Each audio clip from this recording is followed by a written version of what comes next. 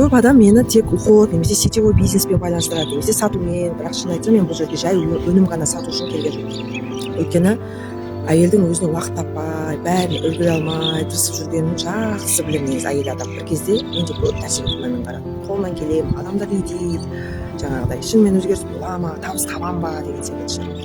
Бірақ мен бір нәрсені түсіндім. Егер әйел адам өзінің соңғы орнына қоя болса, оның энергиясы да сол үшін өзіме күтім жасауды, дамуды, табыс табуды, жаңа мүмкіндіктерді қорқауды таңдадым.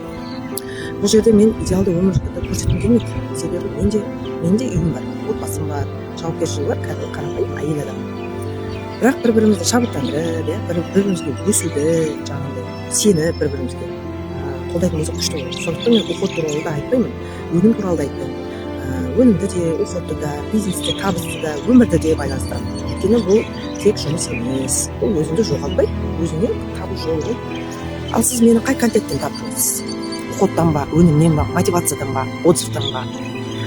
Төменге жаза кетіңіз.